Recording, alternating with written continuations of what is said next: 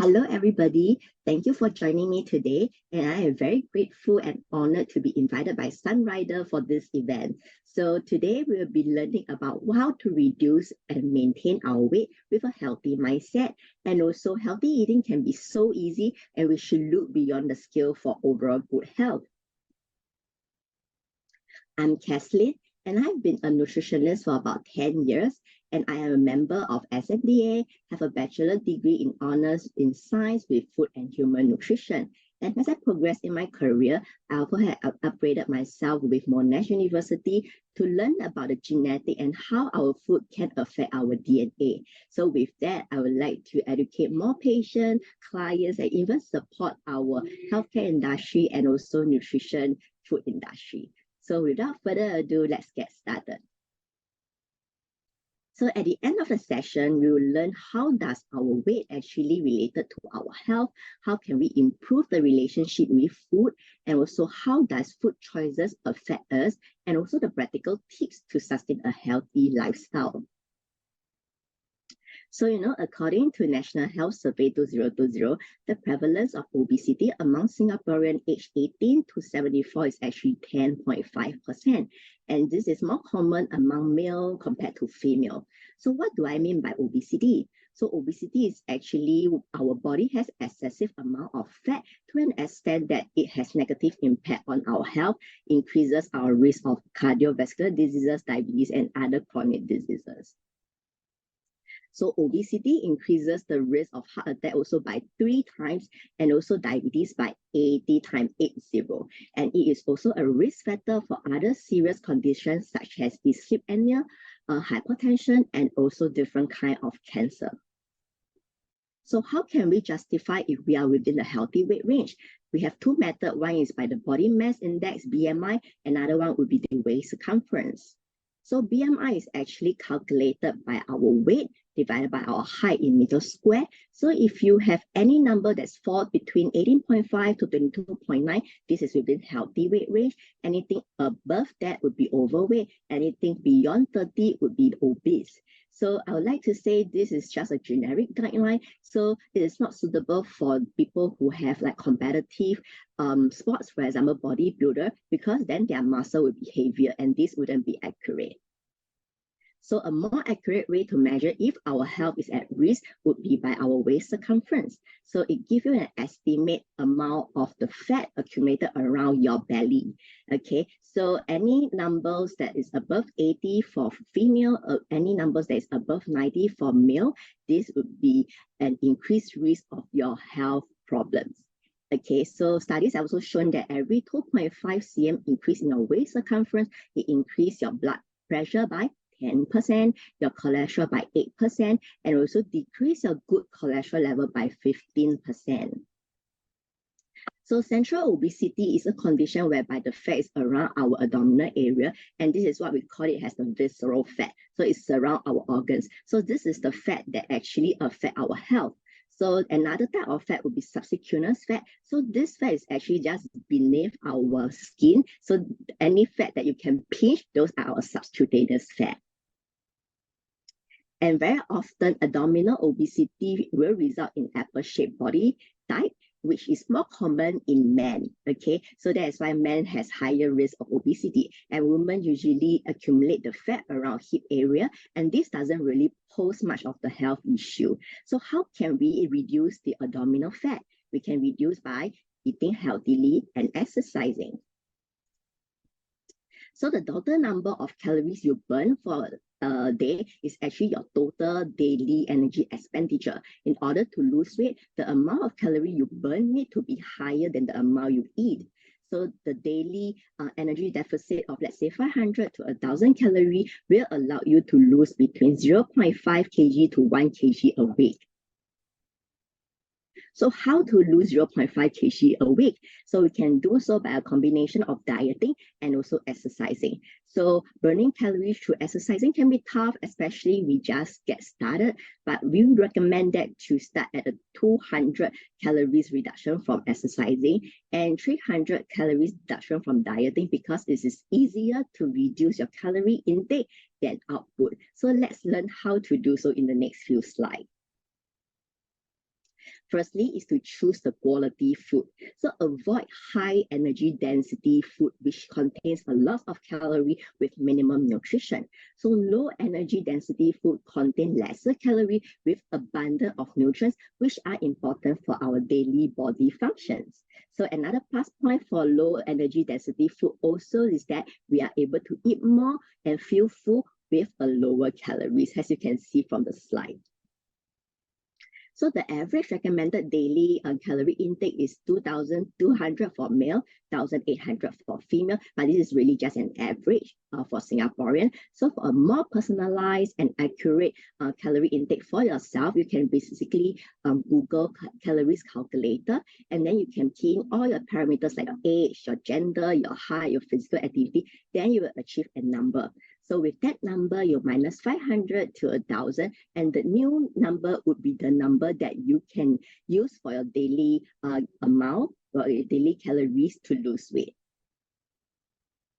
In order to control our calories intake, we need to know which one of the food contain the most calories. So let's make a guess. Fat actually contains the most calories per gram, so 9 calories per gram, followed by our alcohol, 7 calories, and then our protein and fat will be 4 calories. So fat, carbohydrate, protein, they are called our macronutrients, and macronutrients are what our body needs the most.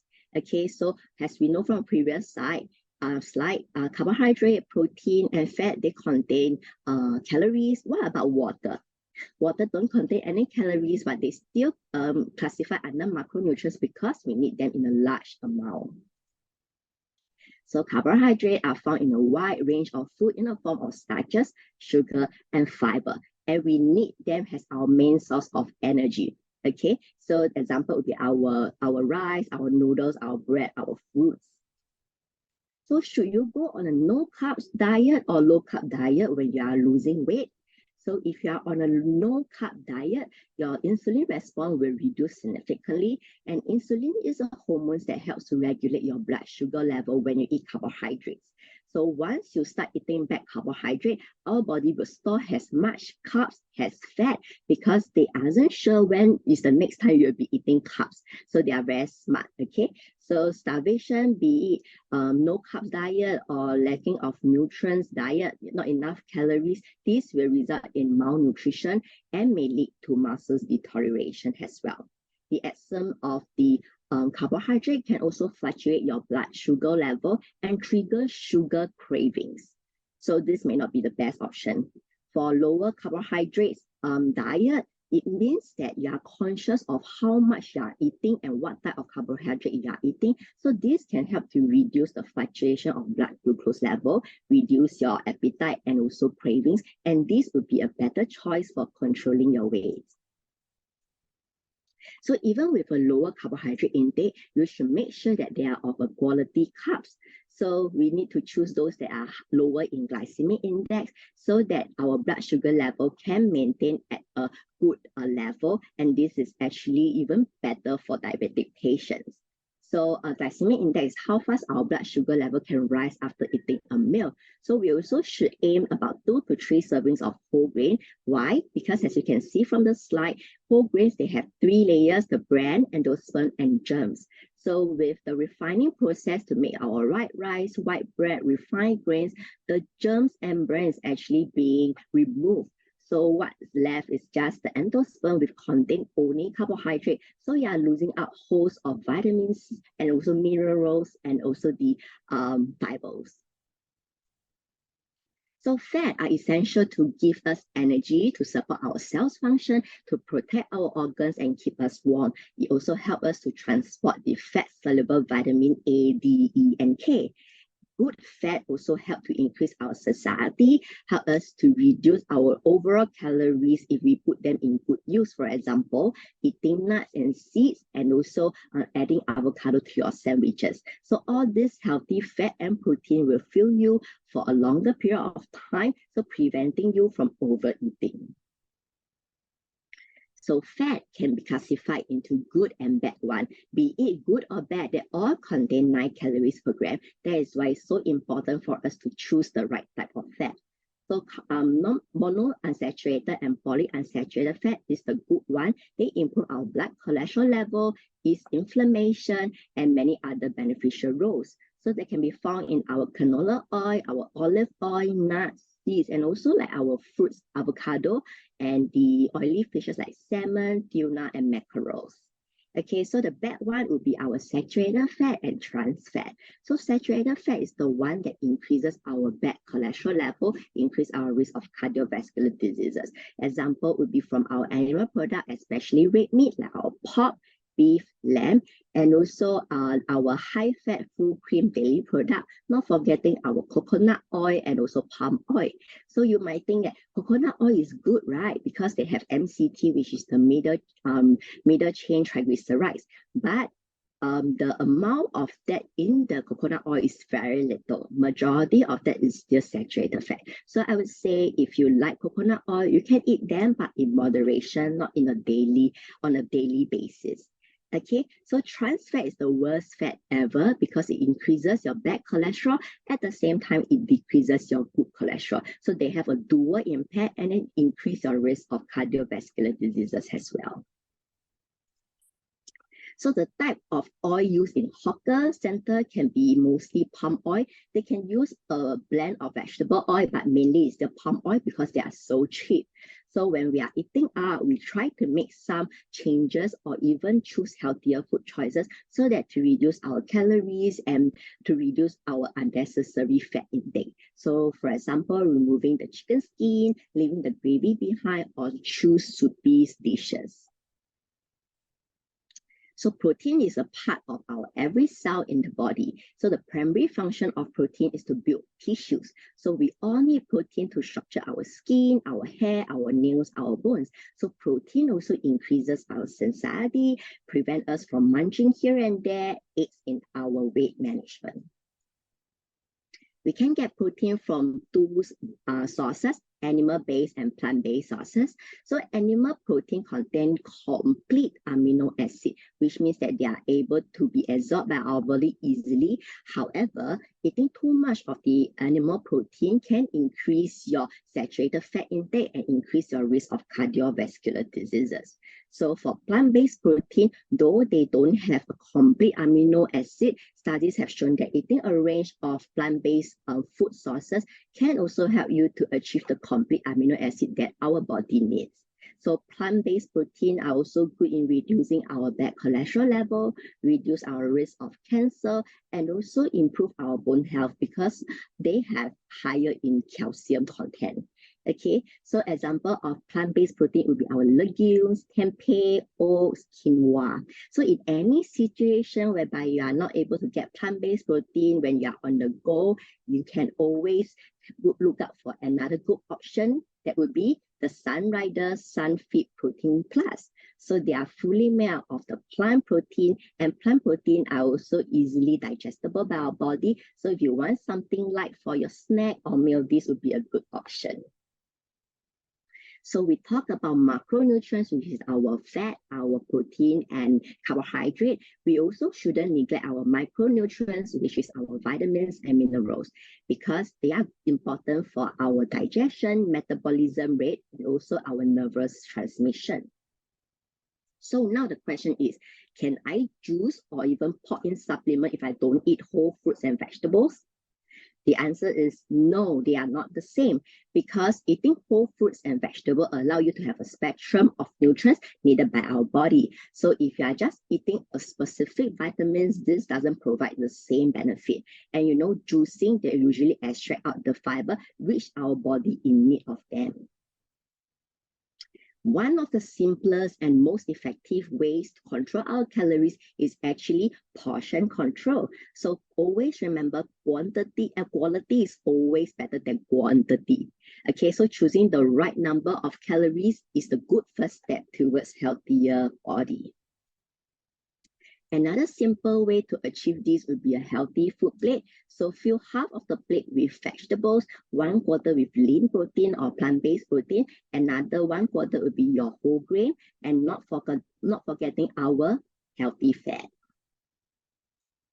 So sugar can be such an easy culprit for weight gain, right? So if you are someone who loves sweet treat, learn how to make simple changes. For example, if you like to have a cake, choose those that is without fillings or icing, because this can help you to save, let's say, about 2 teaspoons of sugar. So for your information, 1 teaspoon of sugar is 5 grams. 5 grams of sugar. So imagine 2 teaspoons is 10 grams. And from the previous slide, you know that 1 gram of carbohydrate is 4 calories, right? So this would save you up to 40 calories. Okay, so for fruit juices, I would say go for the whole fruit instead of the juices, because you need 2 to 3 apples to juice out that glass. This also means that you need 2 to 3 times of sugar and also 2 to 3 times of the calories. So if you are looking at the sweet dessert, maybe you can choose those that is higher in protein dessert. For example, your beancurd. So for the next few slides, it will be an illustration on how much calories you will save by making food choices. So instead of upgrading your fast food, you can also go on the normal meal, non-fried patty, corn, or water. This can actually save you up to 700 calories. So remember how much calories you need to lose that 0.5 kg a week. Is actually 500 calories, right? So just by simply this meal, it can save your day. Okay, so it's so much easier than, you know, jogging for 30 minutes that can only burn 200 calories, right? So other choices would be to choose soupy stuff and also remove the gravy. So this can save up 300 calories. So other option would be also choose a healthier cooking method and also put the dressing aside. Always choose water as your default drink. This can save you up to 100 to 200 calories as well. Now, eating mindfully is important because it uses all your physical and emotional senses to experience and enjoy your food choices. So this actually helps to slow down and help you to make better food choices, resulting in a better health outcome. Why I say so is because many times when one is desperate about losing weight, they will feel guilty about what they eat, and then they will make food choices that are bad. Okay, so this will end up in them eating poorly, and then the whole cycle will go round and round and they give up easily. So being kind to yourself about your food habit will improve your relationship with food and how you make your food choices. Now, remember earlier slide I mentioned that we can reduce calories through diet and exercising. So I'm done with the diet part. So moving on to the exercises part. So when it comes to exercise, most people would think that it's swimming, jogging, cycling. But what's really important is that we need to get ourselves started first. So it can be any kind of physical activity that you enjoy. So we also know that physical activity is good for us, but we always have full of excuses. So for example, if you are too tired, just do a 10-minute exercise a day would be good enough. If you are too lazy, grab your friends, grab your families to motivate each other and enjoy the activities. And if it's too hot, the weather is too hot, just on the aircon, stay indoor on the YouTube channel for workout activities. Okay, and if you are too busy, just explore indoor activities or even do some simple exercise while watching TV. That would be good as well. So it is actually recommended to engage in at least 150 minutes moderate intensity exercise a day, such as jogging. But then I would say if you just started, you don't have to really follow this amount. It is just a goal for you to aim for, but it is the momentum that is important. So once you get started with 10 minutes, 20 minutes, and then you can slowly increase to 150 a week, and that is good enough. So moderate intensity activity would be letting yourself to get warmer, breathe harder, and your heart rate beats faster. So this means that you are still able to talk, but not able to sing. Okay, and one most important thing is that resting is important, as important as exercising. So make sure that you rest enough so that you are ready for your next day challenge. Sleep duration has been linked to our body production of appetite regulating hormones. So insufficient sleep is associated with a higher level of hormones called ghrelin, which will increase our appetite, and lower the hormones called leptin, which will make us feel less full. So this set people up in weight gain. Okay, so getting sufficient enough of sleep is very important as a part of a healthy weight loss plan. So most importantly, research also shown that losing sleep during dieting can result in a reverse effect. Now, staying hydrated is very, very important because up to 60% of our body is made up of water, and water helps us to detox because it flushes out all the toxin out of our body. So drink 2 to 3 glasses of water a day. And if you don't like the bland taste of water, you can always go for infused water, meaning that you can add fruits, herbs, spices, anything that you like just to spice up the flavor. Okay, so diluted green tea is because we try to limit the caffeine intake. And also for clear soup, it's good if you can cook it at home yourself. If you are eating out, I would say try to avoid the soup, leave the soup behind because they are high in sodium. So why do I say limit caffeine to, let's say, a glass a day would do, or a cup a day? Because they can result in you losing more water, and this may not be good for your weight loss journey. So if you are someone who loves tea and yet want to reduce your caffeine intake, Sunrider may have product like Fortune Delight that will be suitable for you. It has no caffeine, it has no chemicals as well. So remember how important is our sleep. Over drinking alcohol can impact the sleep quality and affect your mood. So if you do drink, moderation is the key. Women can actually drink up to no more than 1 standard glass, and male wouldn't drink more than 2 standard glass. So what is 1 standard glass? 1 standard glass would contain about 10 grams of alcohol, which is equivalent to 330 ml of beer, a can of beer, and also half a glass of wine, which is about 100 ml. Okay, so with that, if you don't remember whatever I have mentioned in this slide, these are the summary. So set realistic health goal with a right mindset. Always make sure that your meals is a balanced one. They have the vegetables, protein, and also the healthy fat fruits as well.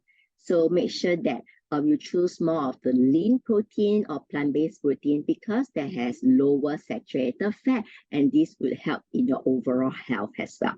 So make sure that you drink more water and try to make plain water as your default choice instead of sugary drinks.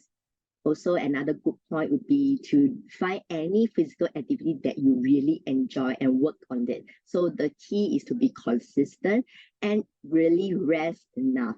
Resting enough also help in your weight management journey. Okay, so with that, I will end off with this quote: health is not a goal, it is a way of living. Okay, so with that, I have ended my presentation and I hope you have learned something.